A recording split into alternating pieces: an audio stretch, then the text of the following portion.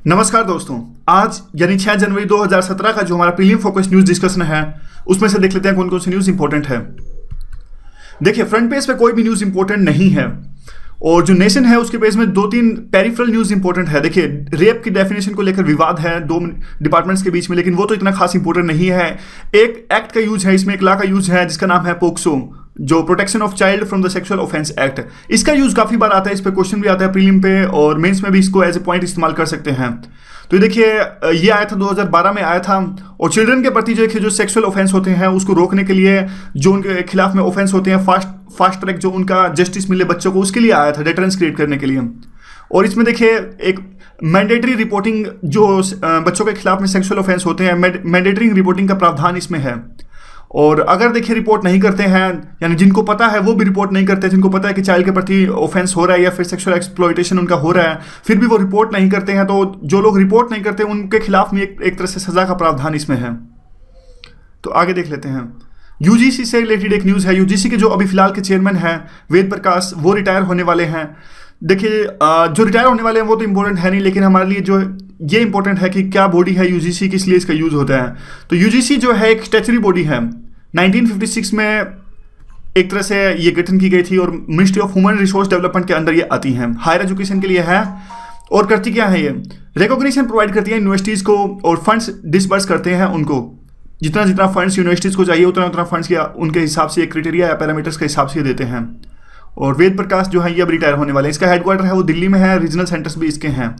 तो देखिए, इंपॉर्टेंट ये इसलिए है क्योंकि टीएसआर सुब्रमण्यम पिछले साल जून में उन्होंने कहा था कि यूजीसी को आप हटा दीजिए, कोई काम की नहीं है यूजीसी, इसके लिए एक अलग से बॉडी का गठन किया जाए, जो यूजीसी के फंक्शंस हैं वो अलग से जो बॉडी गठित की जाएगी वो निभाएगी। तो इस तरह से बात थी। और एक जो है इलेक्शन सिंबल कैसे दिया जाता है उससे रिलेटेड ये आर्टिकल था, तो ज़्यादा इंपॉर्टेंट ये है नहीं क्योंकि काफ़ी डीप में इसमें दिया गया है, यूपीएससी में इतने डीप में नहीं आता।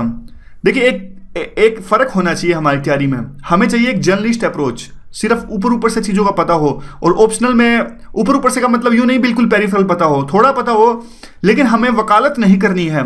जैसे वकील पूरे इशू के अंदर खो जाते हैं जज को कहने के लिए ये हुआ था, ये आर्ग्यूमेंट, इतना कोई डिटेल में जाने की जरूरत है नहीं, बस थोड़े हमें पॉइंट्स का पता होना चाहिए। तो इलेक्शन कमीशन के काफ़ी डिटेल में गए हुए हैं, सिंबल कैसे वो करते हैं। ऊपर देखिए एक जो इंपॉर्टेंट है वो एम्बेसी का जो मेंस में यूज करने के लिए पॉइंट है। हमने पहले यह डिस्कस किया था कि जो इंडिया की एम्बेसीज हैं सभी कंट्रीज में नहीं है। कुछ कंट्रीज जैसे कि आप देख लीजिए, साउथ अमेरिका की उरुग्वे कंट्री है, अफ्रीका की कुछ कंट्री हैं, तो यहाँ पे देखिए हमारी एम्बेसीज नहीं है। और गवर्नमेंट अब देखिए एक सुपर पावर बनने की कोशिश कर रही है, यूएन में भी परमानेंट सीट हम चाह रहे हैं, तो हाँ, इसलिए सबसे पहले तो यह चीज़ होना जरूरी है। काफ़ी टाइम से यह जो हमारे फॉरेन डिप्लोमेट्स हैं ये कहते हैं कि कम से कम आप अपने जो एम्बेसीज हैं वो तो इस्टेब्लिश कीजिए जो मेन इंपॉर्टेंट कंट्रीज़ हैं। लेकिन वही बात है, जो आप कुछ भी कह लीजिए, जो स्टाफ का क्रंच कह लीजिए, रिसोर्सेज का क्रंच कह लीजिए, लेकिन अभी है नहीं हमारी एम्बेसी सभी में। और उसके बाद में आता है देखिए वीज़ा का इश्यू है। अब वैसे देखिए ट्रम्प चुन के आ रहे हैं, तो उन्होंने अपने कैंपेन में यह कहा था कि अगर वो चुन के आएंगे तो जैसे बाहर से जो लोग आते हैं हमारे यहाँ पे काम करने, उन पर हम रोक लगाएंगे और ज़्यादा से ज़्यादा कोशिश करेंगे कि जॉब्स प्रोवाइड की जा सके अमेरिका के लोगों पर। अमेरिका फर्स्ट, इस तरह का उन्होंने स्लोगन भी दिया था। तो ये इशू बार बार आता है कि H1 वीज़ा होता क्या है। संभावना तो कम ही है पूछे जाने की, फिर भी थोड़ा सा देख लेते हैं, क्यों ही रिस्क ले। H1 वीज़ा देखिए ये होता है कि प्री अरेंज जॉब ऑफर होता है। जैसे कि सॉफ्टवेयर इंडस्ट्री में कोई भी, मान लीजिए आप इन्फोसिस या टीसीएस के बंदे हैं, तो इन्फोसिस या टीसीएस के लोगों को वहाँ पे जाना है, इनको प्रोजेक्ट्स मिलते हैं यूएस की तरफ से। अब यहाँ से जो टीसीएस का कोई तो आदमी जाएगा वहाँ पे सिंक्रोनाइजेशन के लिए, मान लीजिए, या फिर थोड़ा बहुत वहाँ पे जो काम है वो करने के लिए। तो जो लोग वहाँ पे जाते हैं, जो सोर्स कंट्रीज है जहाँ से प्रोजेक्ट मिलता है, तो उनके लिए होता है H1 वीज़ा, यानी जो पहले से है काम करने के लिए वहाँ पे जा रहे हैं, तो इसको कहते हैं H1 वीज़ा। इसके लिए कुछ कंडीशंस होती हैं जैसे कि बैचलर डिग्री, हायर डिग्री, और ज़्यादा इंपॉर्टेंट नहीं है, बस ये याद रखिए कि प्री अरेंज्ड जॉब ऑफर होना चाहिए, पहले से जॉब लगी होनी चाहिए, और दूसरा बैचलर डिग्री होनी चाहिए। देखने के लिए तो ये भी देख सकते हो कि H1 ट्रेनिंग क्या होता है। ये होता है कि 2 साल की अगर आपको ट्रेनिंग लेनी है वहाँ पर यूएस में, ग्रेजुएशन एजुकेशन, वो इसके लिए होता है, एक्सेप्ट फॉर ग्रेजुएशन एजुकेशन को छोड़कर है। ओ वीज़ा ये जैसे ये एक्टर वगैरह हमारे जाते हैं वहाँ पे, आर्ट और जो athletics, sports person, science, business education के लोग जाते हैं, उनको मिलता है ये वीज़ा। तो इतना इंपॉर्टेंट नहीं है, बस H1 वीज़ा के बारे में बस आपको थोड़ा सा पता होना चाहिए। अच्छा, एक थोड़ा सा इशू था यहाँ पे, CTF जो टास्क फोर्स है श्रीलंका की, देखिए इन्होंने क्या कहा है, आपको श्रीलंका का इशू थोड़ा सा मैं बताता हूँ। श्रीलंका का इशू है क्या? श्रीलंका का इशू ये है कि वहाँ पे जो तमिलियन थे श्रीलंका के अंदर, वो अलग से देश की मांग कर रहे थे। काफ़ी पुरानी उनकी डिमांड थी और प्रभाकरन उनके लीडर थे और काफ़ी लंबे समय से उनकी डिमांड चल रही थी। हमारे साथ भी वो इन्वॉल्व हुए, क्योंकि हमारे साथ इसलिए इन्वॉल्व हुए क्योंकि तमिल मेन रूप से तो हमारे ही कंट्री में रहते हैं। अगर तमिल पर अत्याचार होगा वहाँ श्रीलंका के अंदर तो उसकी आँच हमारी गवर्नमेंट तक भी आएगी। तो आखिरकार देखिए चलता चलता पूरे रिलेशंस के कंटेक्स्ट में तो हम नहीं जाते हैं। आखिरकार क्या हुआ, 2009 के बाद में श्रीलंकन गवर्नमेंट ने एक वार चलाया लिट्टे के खिलाफ में, जो कि तमिल मिलिटेंट ग्रुप था, अलग से देश की मांग कर रहे थे श्रीलंका के अंदर में। अब जब उन्होंने श्रीलंका की आर्मी ने जो ये सारा का सारा ऑपरेशन चलाया लिट्टे को खत्म करने के लिए, तो इन पर देखिए तमाम तरह के आरोप लगे कि उन्होंने उस वार के दौरान में 2008-9 के दौरान जो हुआ था बहुत अत्याचार किए, यानी निर्दोष लोगों की हत्याएं की गई और जो तमिल लैंड था वहां पे इन्होंने वो एरिया कैप्चर कर लिया। बहुत आरोप लगे इन पर। अब देखिए उसके बाद में जब ये वार खत्म हो गया था तब बहुत सेक्शंस में यह मांग उठने लगी कि उन आरोपों की जांच की जाए। हमने भी श्रीलंका को प्रेशराइज किया क्योंकि तमिल लोगों पर अत्याचार किए गए थे और तमिल हमारे यहाँ पे रहते हैं इंडिया में, तो हमने भी उनसे कहा कि आप इसकी जांच कीजिए। तो देखिए तमिल जो श्रीलंका था उसका पहले का रेजीम था जो राजपक्षे था वो हमेशा से रिलेक्टेंट था। अब इसकी बात और दूसरे मंचों पे भी उठाई गई, इवन यूएन में भी सैंक्शन लाए गए श्रीलंका के खिलाफ में, ये रेजोल्यूशन पास किया गया और जो कॉमनवेल्थ ग्रुप है वहां भी सैंक्शन पास किया गया या फिर रेजोल्यूशन पास किया गया श्रीलंका के खिलाफ में। रेजोल्यूशन ही पास किया गया, सैंक्शन तो इतने उन्होंने बहुत ज़्यादा लगाए नहीं श्रीलंका के खिलाफ में। और अब यह बात है, पहले देखिए एक तरह का विवाद ये था, सबसे पहले तो ये विवाद उठता था कि श्रीलंका ने अभी तक ठीक से जांच ही नहीं करी है कि कितने एक्सटेंट तक अत्याचार हुआ है तमिल लोगों के खिलाफ में श्रीलंका में। अब ये कह रहे हैं कि एक हाइब्रिड जो मिशन इस्टेब्लिश किया जाए वो जस्टिस दिलाएगा। हाइब्रिड मिशन ऐसे होएगा जिसमें इंटरनेशनल जजेस भी होंगे और श्रीलंका के जजेस भी होंगे, दोनों मिलकर बैठेंगे और डिसाइड करेंगे कि किस प्रकार से जस्टिस दिया जाए। तो हाइब्रिड कोर्ट इस्टेब्लिश करने की बात करी है, हाइब्रिड मिशन इस्टेब्लिश करने की बात की गई है। हाइब्रिड में दोनों होते हैं, इंटरनेशनल कोर्ट्स और ये भी, क्योंकि कुछ सेक्शंस ऐसे कहते थे कि पहले कि श्रीलंका के अंदर में जो ये अत्याचार हुआ है उसमें क्या श्रीलंका ठीक से जांच नहीं करेगी, क्योंकि श्रीलंका के तो वेस्टेड इंटरेस्ट है, उनको तो पता है कि अगर ज्यादा अत्याचार की बात सामने आई तो हमारे देश की इमेज खराब होगी, तो इंटरनेशनल कोर्ट की जरूरत है। श्रीलंका इस चीज को मना करता था। श्रीलंका कहता था कि अगर इंटरनेशनल जजेस इस मुद्दे की जांच करेंगे तो हमारी तो सॉवरेनिटी हर्ट हो जाएगी। कैसे हमारे देश का एक इंटरनल मैटर है जिसकी जांच इंटरनेशनल जजेस कर रहे हैं। तो अब ये जो टास्क फोर्स थी उसने ये सजेशन दिया कि हाइब्रिड कोर्ट होनी चाहिए। बैंक बोर्ड ब्यूरो किस लिए गठित किया गया था, थोड़ा सा ये देख लीजिए। ये एक ऑटोनोमस बॉडी है यूनियन गवर्नमेंट ऑफ इंडिया की। इसको टास्क दिया गया कि आप पब्लिक सेक्टर बैंक्स हैं उनकी गवर्नेंस को इंप्रूव कीजिए और जो सिलेक्शन है उनके चीफ यानी पब्लिक बैंक के जो चीफ हैं उनके सिलेक्शन है वो अच्छे से करिए और ठीक से करिए, ट्रांसपेरेंसी लाइए। मतलब यही इनके ऊपर में रिस्पॉन्सिबिलिटी है उनको चीफ को चुनने की, और बस यही है। अब क्यों सुर्खियों में है, अब देखिए बैंक बोर्ड ब्यूरो ने, अब ये न्यूज़ है, आज 3-4 चीज़ें कही हैं। बैंक बोर्ड ब्यूरो जो काम कर रहा है वो कर रहा है लीडरशिप इस्टेब्लिश करने के लिए जो स्टेट रन बैंक्स यानी पब्लिक सेक्टर बैंक्स हैं उनके अंदर में, और ये कहते हैं कि देखिए ऐसे लोगों को बनाया जाएगा चीफ, बैंक का चीफ जिनकी कम से कम 6 साल की सर्विस पड़ी हो। ऐसा नहीं कि आपके 6 महीने की सर्विस पड़ी है, 1 साल की, तो ऐसे लोग जिनकी सिर्फ थोड़ी सी सर्विस बाकी हो ये लॉन्ग टर्म में चीज़ें नहीं देख सकते, और एक तरह से जिनकी 6 साल की सर्विस पड़ी हो वो एक तरह से लॉन्ग टर्म विजन देख सकते हैं बैंक्स का। इसलिए कहते हैं कि कम से कम हम ये इंश्योर करेंगे कि जिस बंदे को चीफ नियुक्त किया जाएगा उनकी कम से कम 6 साल की सर्विस बाकी हो। उसके बाद में कहते हैं कि जो अकाउंटेबिलिटी है वो भी इंश्योर करेंगे उनके एक्शंस में, और पब्लिक सेक्टर में जो एम्प्लॉइज हैं उनकी कंपनसेशन भी बढ़ाएंगे, और जो प्राइवेट में जितनी तनख्वाह उनको मिलती है उनके हिसाब से तनख्वाह करेंगे, और वेरिएबल पे कंपोनेंट मतलब जितनी परफॉर्मेंस होगी उसी के हिसाब से करने की कोशिश करेंगे। वेरिएबल पे कंपोनेंट मतलब इसमें नहीं दिया गया, कहीं और था ये पॉइंट। और बैंक बोर्ड जो ब्यूरो है उसमें ये प्रोसेस में होगा कि जब इंश्योर करेगा कि जो टॉप मैनेजमेंट में वैकेंसीज खाली हैं उसको जल्द से जल्द फिल किया जाए। इस तरह की 3-4 बातें कही बैंक बोर्ड ब्यूरो ने। इसके जो चेयरमैन है वो है विनोद राय। विनोद राय आपको पता होगा कैग के पहले चीफ थे और काफ़ी सुर्खियों में रहे थे क्योंकि काफ़ी चीज़ें इन्होंने कही थी यूपी गवर्नमेंट के साथ में।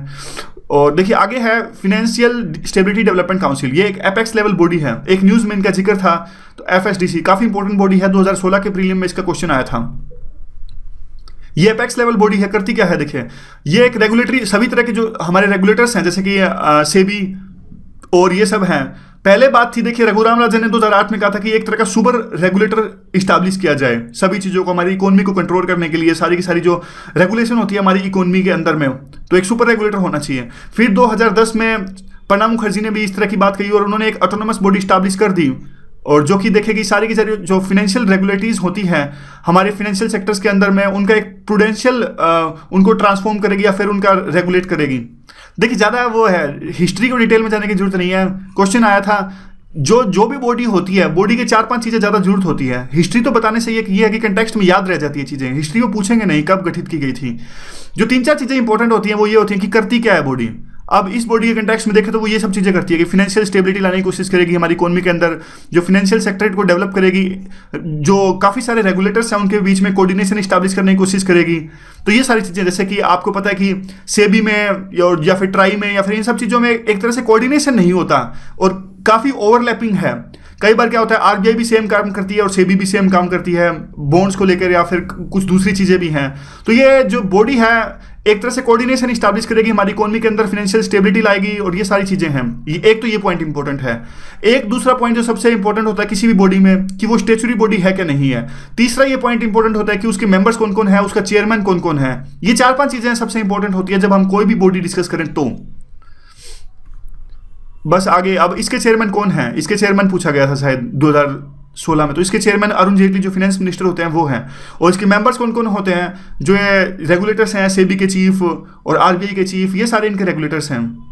मतलब मेंबर्स तो नहीं पूछेंगे, देखिए मेंबर्स तो अब रेगुलेटर्स कौन कौन से हैं, अगर एक आधा छोड़ भी दिया तो हमें याद नहीं रहेगा, या फिर एक आधा ज़्यादा भी हो गया। लेकिन चेयरमैन सबसे ज़्यादा इंपॉर्टेंट है। जो मेंबर्स देखने हैं हमें, वो मेंबर्स सबसे ज़्यादा इंपॉर्टेंट होते हैं वहाँ पे पॉलिटी में कौन कौन इसके मेंबर्स हैं, और इकोनॉमिक्स में चेयरमैन सबसे ज़्यादा इंपॉर्टेंट होता है। तो पॉलिटी में हम इस बात पर फोकस करेंगे कि मेंबर्स कौन कौन से हैं, और इकोनॉमिक्स में इस बात पर कि चेयरमैन कौन है। अब एक सेंटर एक दूसरी स्कीम चलाने जा रहा है जिसका नाम है TIES, trade infrastructure for export scheme. ये किस लिए चलाएगा, एक्सपोर्ट इंफ्रास्ट्रक्चर को बूस्ट करने के लिए। इसमें क्या देखिए, स्टेट को भी अपने जो एक्सपोर्ट स्ट्रेटजी है खुद को बनानी पड़ेगी, और उनकी जो एक्सपोर्ट स्ट्रेटजी है वो उनकी जो एक्सपोर्ट स्ट्रेटजी है उनका अलाइनमेंट होना चाहिए नेशनल फॉरेन ट्रेड पॉलिसी से, और एक तरह से कोऑपरेशन भी होना चाहिए जो सेंट्रल गवर्नमेंट की एजेंसीज हैं, ताकि ऐसी फैसिलिटीज इस्टेब्लिश की जा सके जिससे एक्सपोर्ट को बढ़ावा मिल सके, जैसे कि सर्टिफिकेशन, ट्रेस बैक और पैकेजिंग, लेबलिंग। तो कोऑपरेशन की बात है यहाँ पे सेंट्रल की फॉरेन पॉलिसी में और स्टेट की फॉरेन ट्रेड पॉलिसी में। देखिए कई बार अगर कुछ गलत मेरे से मुंह से निकल जाता है तो फ्लो में निकल जाता है, क्योंकि मैं जल्दी बोलता हूँ। जल्दी इसलिए बोलता हूँ मैं क्योंकि ज़्यादा से ज़्यादा कवर कर सके हम। अगर आपको धीरे सुनना है तो यूट्यूब में एक ऑप्शन भी है, वैसे यूट्यूब में ऑप्शन है कि 0.75 की स्पीड से आप सुन सकते हैं। आगे देखिए, इस बॉडी के बारे में आपको बताना है, council for trade development and promotion. इस बॉडी के बारे में आपको बताना है। अगर मैं धीरे धीरे बोलूंगा तो फ्लो में नहीं आएगा, धीरे बोलूंगा तो ना तो एनर्जी आएगी और ज़्यादा मुझे तो मज़ा आएगा नहीं। बाकी जैसा आप कहोगे वैसे भी डिस्कस कर सकते हैं हम। तो प्रधानमंत्री ने देखिए 350वां जो एनिवर्सरी सेलिब्रेशन है श्री गुरु गोविंद सिंह का, इसको अटेंड किया गया था। गुरु गोविंद सिंह जी के बारे में क्वेश्चन आ सकता है, ये सिखों के 10वें गुरु थे और एक स्टैंप भी जारी की गई है। तो ज़्यादा कुछ तो पीआईबी की इस न्यूज़ में दिया नहीं गया था। एक ये इंपॉर्टेंट हो सकता है कि जो प्रकाश महोत्सव है श्री गुरु गोविंद सिंह के 350वें इस अवसर पर, ये कहाँ बनाया गया था? ये बनाया गया था देखिए पटना में, बिहार के पटना में बनाया गया था। बाकी तो ये हिस्ट्री में आएगा इन्होंने क्या किया, क्या इनका योगदान रहा। इलेक्शन कमीशन का पीआईबी में छोटा सा पॉइंट था, इलेक्शन कमीशन का जो शेड्यूल है इस जो सोशल मीडिया पर काफ़ी फैलाई है, और बस इसको मेंस की तरह पॉइंट में इस्तेमाल कर सकते हैं कि जो आजकल इलेक्शन कमीशन है वो काफ़ी अवेयरनेस लाने की कोशिश कर रहा है, और इसी का नतीजा है कि जो वोटिंग परसेंटेज है वो काफ़ी बड़ा है, लोगों में जागरूकता आई है। इलेक्शन के शेड्यूल को शेयर किया गया काफ़ी यूट्यूब पर, चैनल पर, पीआईबी में, एमआईबी में। ये एमआईबी क्या होता है? पीआईबी तो सुना था, एमआईबी भी डिस्कस करना पड़ेगा हमें। चलो देखिए आगे क्या है, और फेसबुक और इंडिया, ये सब कुछ जो चीज़ें भी हैं। आगे देखिए एक फेस्टिवल ऑर्गेनाइज हुआ था कंबोडिया में, हमारा एक फेस्टिवल ऑर्गेनाइज हो रहा है और 10 जनवरी से 16 फरवरी तक ये चलेगा। एक्टिविटीज़ कौन कौन सी होंगी इसमें? राजस्थानी फोक डांस, ये सब कुछ, बुद्धिस्ट महोत्सव इसमें चलेगा, और धम्मा दर्शना जो एक ऐसा फेस्टिवल होगा जिसमें लाइफ को एक्सप्लोर करेंगे, टीचिंग को एक्सप्लोर करेंगे। जो बुद्धिस्ट महोत्सव है ये है, तो धम्मा जो है बुद्धिस्ट से रिलेटेड टर्म है।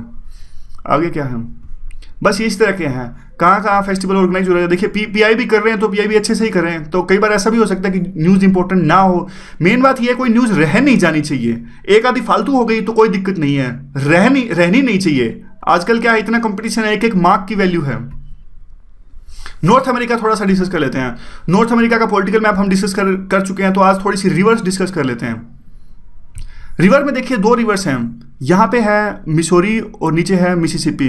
मिसोरी रिवर देखिए यहाँ पे रोकी से चलती है और गिरती है यहाँ पे गुल्फ ऑफ मैक्सिको में।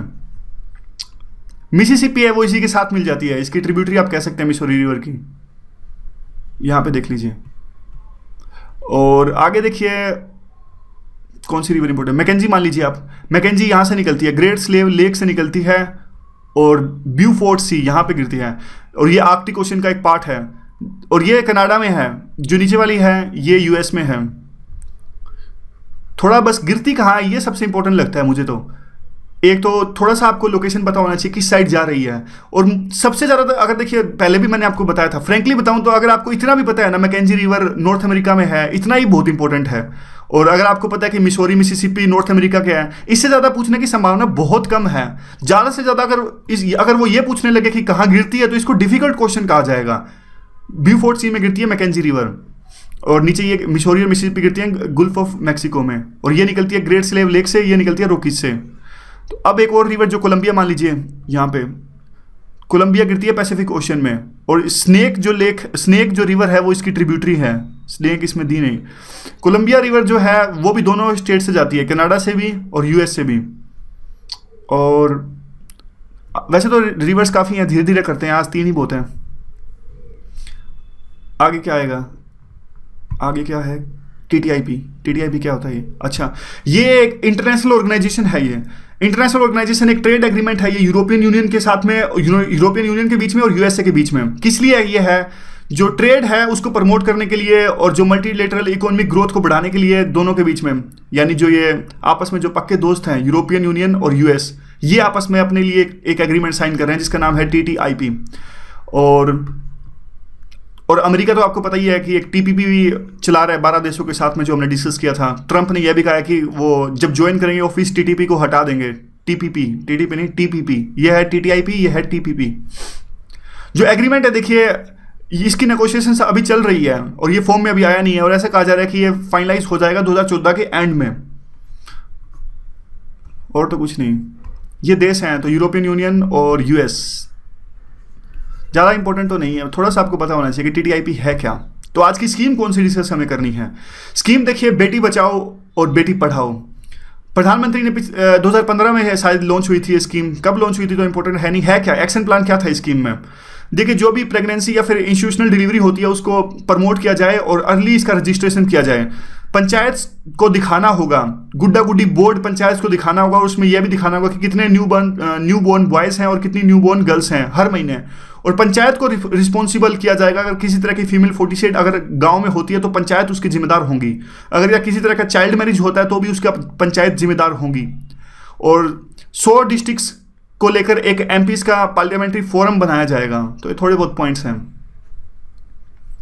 सुकन्या समृद्धि अकाउंट, तो इस स्कीम में एक अकाउंट को खोलने की बात हुई थी कि 10 साल से पहले जो गर्ल चाइल्ड है उनके लिए एक अकाउंट खोला जाएगा, और मिनिमम इस अकाउंट में डिपॉजिट हो सकता है वो 1000 रुपये हो सकता है, और बाद में 100 रुपये के मल्टीपल्स में कितने भी रुपये इसमें जमा करा सकते हैं, 1.5 लाख तक 1 साल के अंदर में। मतलब जो मैक्सिमम अमाउंट है वो 1.5 लाख।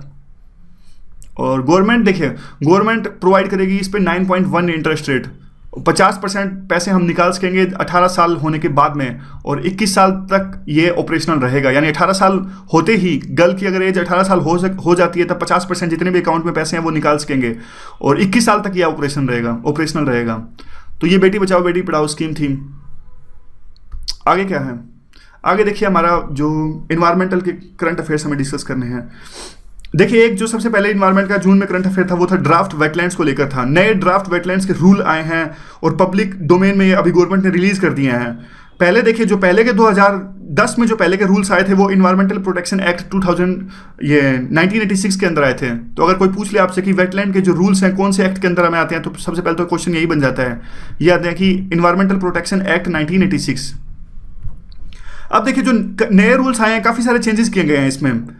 जो पहले थी सेंट्रल वेटलैंड रेगुलेटरी अथॉरिटी, जिसका नाम है CWRA, इसको रिमूव कर दिया गया है। अब जो वेटलैंड को नोटिफाई करने की जो पावर अब आ गई है सीएम्स के पास आ गई है, स्टेट के चीफ मिनिस्टर्स के पास में आ गई है। और अब कोई टाइम लिमिट भी नहीं है। पहले तो टाइम लिमिट होती थी कि 12 महीनों के अंदर अंदर में वेटलैंड्स जो घोषित करने थे, इस तरह की कोई भी टाइम लिमिट अभी है नहीं। और तीसरा जो है देखिए, रिस्ट्रिक्शन एक्टिविटीज हैं, जैसे कि कुछ रिस्ट्रिक्शन एक्टिविटीज होती हैं कि वेटलैंड पर हम ये सब चीजें नहीं कर सकते, अब उन रिस्ट्रिक्शन एक्टिविटीज को भी हटा दिया गया है। और उसके बाद में आते हैं, देखिए पहले तो कोई भी अगर इन जो एक्टिविटीज था उसका वायलेशन होता है तो कोई भी जनरल पर्सन एनजीटी के पास में जा सकता था, लेकिन अब इस तरह की पावर को भी हटा दिया गया है। तो एक तरह से इसको क्रिटिसाइज किया गया है जिस आर्टिकल्स के से मैं पढ़ रहा हूँ इसको, कि जो अभी के रूल्स हैं, नए वेटलैंड के रूल्स हैं, वो इंपॉर्टेंट नहीं है, मतलब ज़्यादा उसमें एक तरह से ज़्यादा अच्छे नहीं है वो इन्वायरमेंटल के दृष्टिकोण से। और कौन कौन से इश्यूज हैं, देखिए अब पावर दी गई है सीएम को वेटलैंड के लिए, लेकिन आपको पता है कि स्टेट जो है, स्टेट तो लोकल प्रेशर के अंडर ज़्यादा काम करता है। थोड़ा सा अगर लोग प्रोटेस्ट करने लगे तो स्टेट ज़्यादा लोगों के प्रेशर के आगे घुटने टेक देता है। और दूसरा है, देखिए जो सेंट्रल वेटलैंड रेगुलेटरी अथॉरिटी है, जो पहले जिसको रिमूव किया गया, ये CWR है, अब इसके पास में तो सू मोटो पावर भी थी।